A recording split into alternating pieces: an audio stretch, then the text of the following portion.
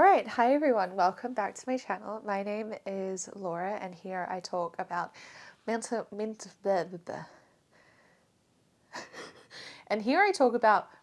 health, minimalism, lifestyle in general, and my little family's journey of having a baby and moving overseas to the other side of the world whilst doing that. So today we're doing a little bit of an eclectic thing because we're doing how a few of those things just like smash into each other, which is moving country as a minimalist with a baby on the way.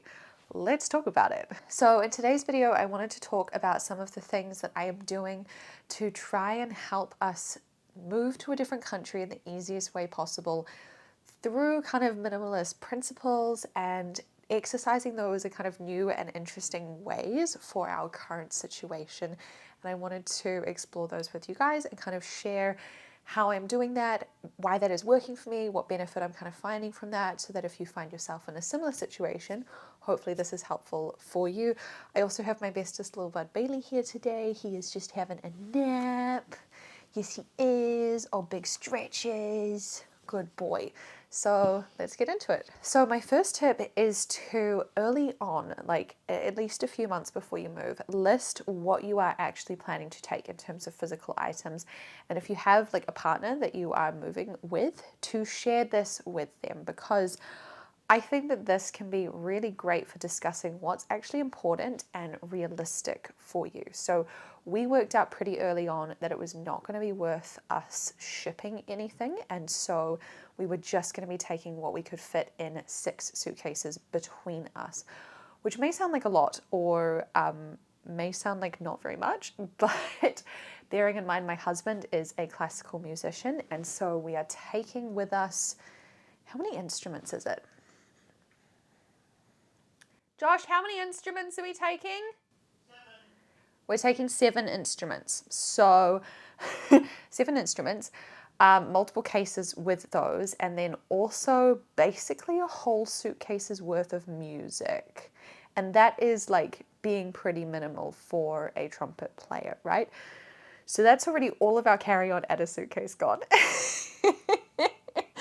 So this whole like listing stuff out in advance has been really good for both myself and my husband, and to then have conversations back and forth about that to try and see what we're actually going to be taking.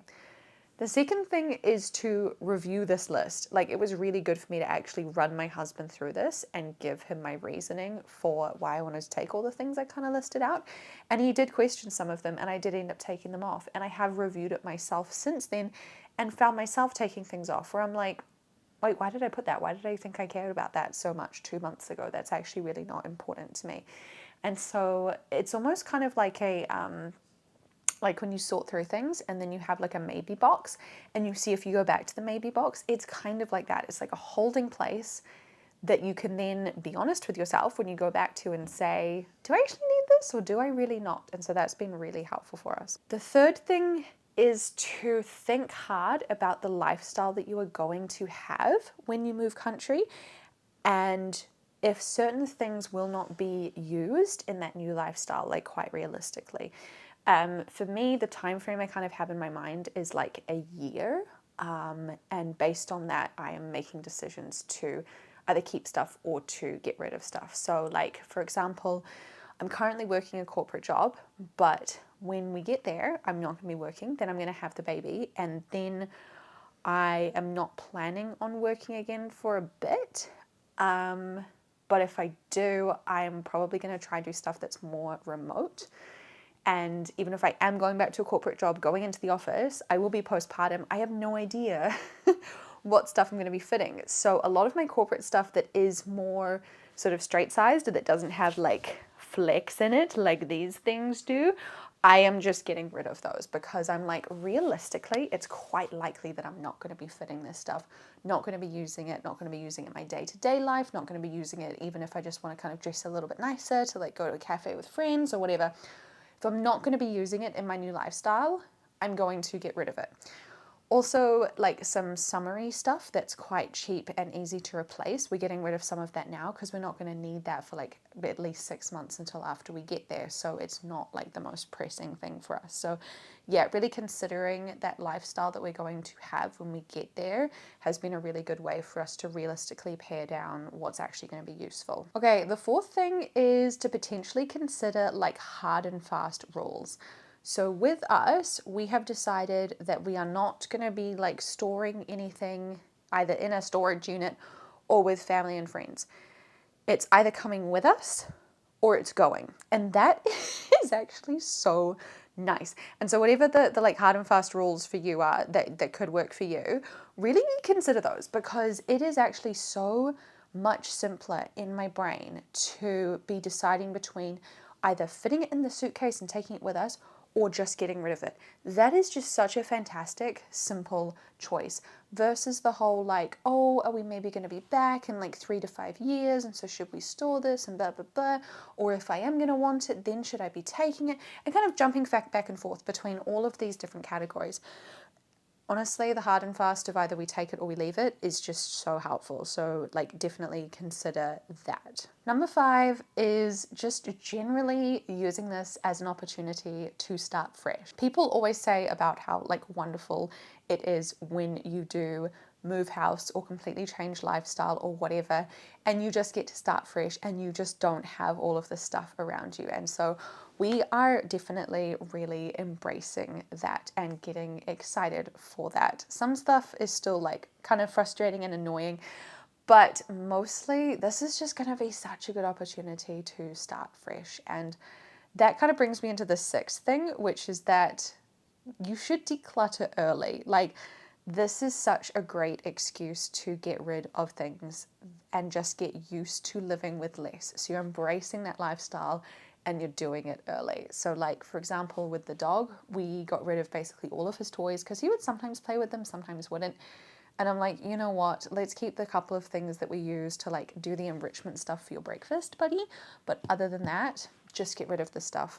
A lot of the summery things that again, we're not gonna need for a while because we're gonna miss summer here and go to autumn in Germany and then winter and then spring, and then it'll finally be summer in like 9 months from now. We have just gotten rid of a bunch of that because it just doesn't need to be around. Like the extra toiletries, the extra clothes, the like extra towels, extra like bedding for when people would come stay, all of that, we know that that's not going to be happening for us now. So we are just getting rid of it early, and it just feels really good.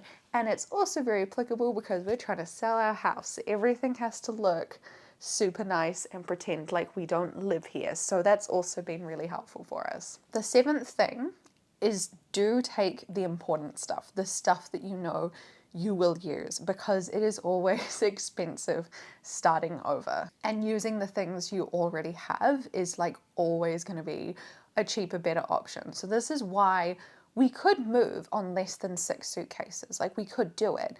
But we know that that's probably going to be a good realistic amount for us where we're actually saving money and hassle long term by being able to take the stuff that we do use that does bring value and like utility into our lives, and we're not going to have to pay to replace that once we get to Germany or have the inconvenience of doing without that stuff. So do definitely allow yourself to take some things if you can, like if you really can get that allowance to be able to take things with you. It is going to be worthwhile. Like I look at my closet of the things that I do really enjoy wearing, and I'm like, I don't want to think about how much it would cost to replace all of this if I wasn't able to take this with me, the stuff that I really do get value out of. So definitely do bring the things that you are going to need. And number 8, which is the last thing, and this is especially if you're in the boat like me of you are going to be having a baby, is do take some baby stuff if you want to. So like I am taking some baby clothes with me, partly because they're cute and partly because baby clothes are really expensive. And I know the good thrift stores here in Auckland, so I have got previously and then in the last couple of months some really good like newborn winter stuff because we are going to be having a baby in February in Germany, so it is going to be cold.